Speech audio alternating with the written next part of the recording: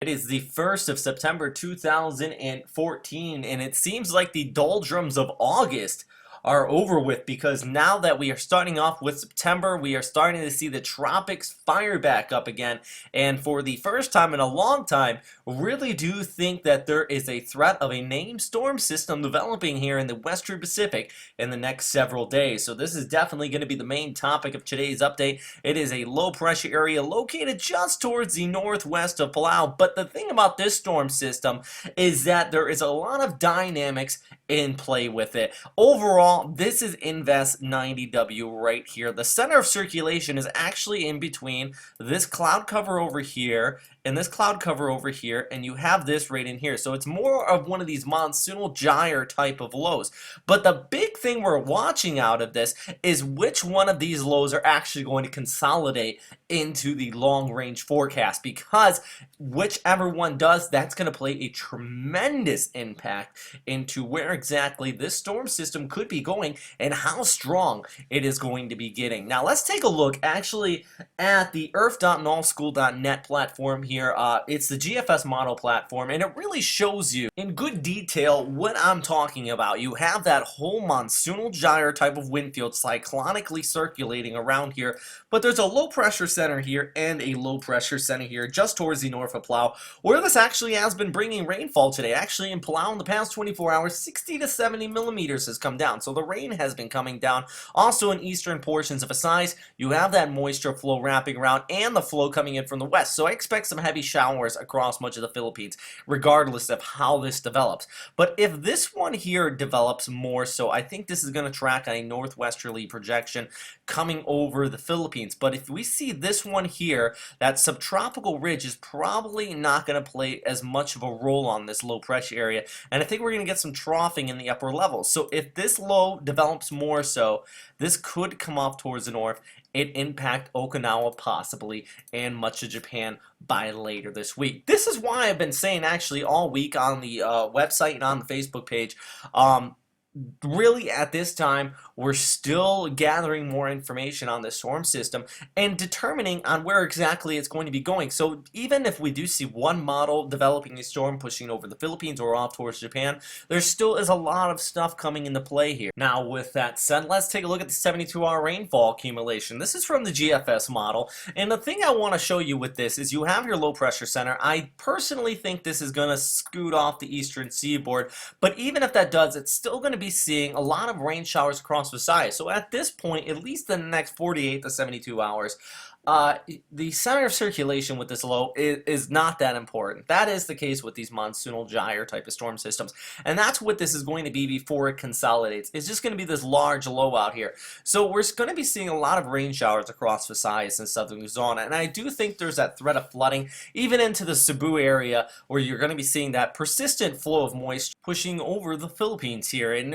really in the ECMWF models, you can see here we have that low pressure area. It's kind of scoots right along the eastern seaboards, and you just have that rainfall continuing to kick up throughout the day on Tuesday, and really that extends over through Wednesday, and even in the Thursday we still see that westerly flow of rainfall across the Cebu area as well. So I don't see a storm system of any magnitude really developing across the Philippines as far as damaging winds and all that, but it's just the rainfall over an extended period of time.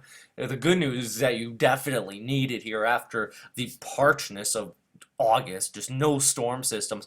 Bad news is that when you get it too much in such a short period of time, there is that threat of flooding, and it's going to extend through the midweek and even into the latter part of the week with this storm system. So as far as you there in the Philippines, that's going to be the main impact out of this. Now, as I mentioned, and let's go back to the satellite picture really quick here. I mentioned that there was these two low pressure centers amidst this large monsoonal gyre. Now this one right here, that's going to bring your rainfall, but I think once that kind of nears the Philippines, it is going to weaken out, and that's going to give a little more energy for this one here to develop up, because right now they're starving each other of a low pressure center. So if you get this one disrupted, this one could organize a little bit more, and the wind shear likely is going to lax out of this. You have an upper level low farther here towards the east that's been tearing this one apart, and I think that's going to move a little bit farther off towards the north. So this area could be primed by midweek for further development.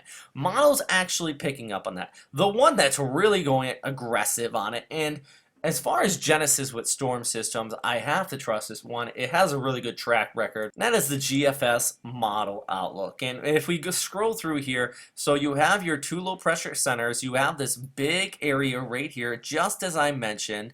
And that's going to be the case basically as we go ahead through Tuesday into Wednesday morning.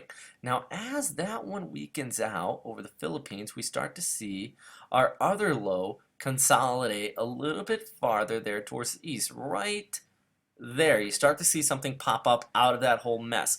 That slowly drifts off here towards the north, and then it moves across Okinawa as a weak storm, and eventually off there towards Japan, possibly in and around the Kii Peninsula. That's this model. The NavGem, let's compare it up for comparison purposes. It keeps that whole large circulation really dominating until this gets farther off towards the north. You still see the moisture flow coming across the Philippines though, but nothing really consolidates out of that massive low pressure area. So as I mentioned before, an exact track, if we put that out here right now, that would just be a totally false decision to do, because we actually have 2 low pressure centers, and it could either shift off here towards the north. Nothing could develop. You just seen the NavGem. It pulls back here towards the east, and some really pull it over the west, over the Philippines. So if you want me to, I can go ahead and put you out a forecast track, which would probably look something like with the center of the storm system somewhere in here, and then the cone of air stretching out like that.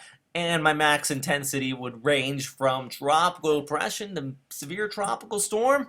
At least at this time, it's not practical is what I'm saying. So if you see anybody posting a track out there, at least at this time, if it goes beyond 24 hours, I know yesterday I put one out, but it was like a 24-hour forecast saying there was somewhere in this cone of air a storm could develop, and that's exactly what we are seeing. So let's continue to keep an eye on this area. That's the big thing right now. Thanks again for watching all the way through this update. I really appreciate it. But as always, if you have any questions, comments, or suggestions, you can always post them down there in the comment box below. I always appreciate your feedback, and yeah, stay safe out there, everybody. Thanks for watching.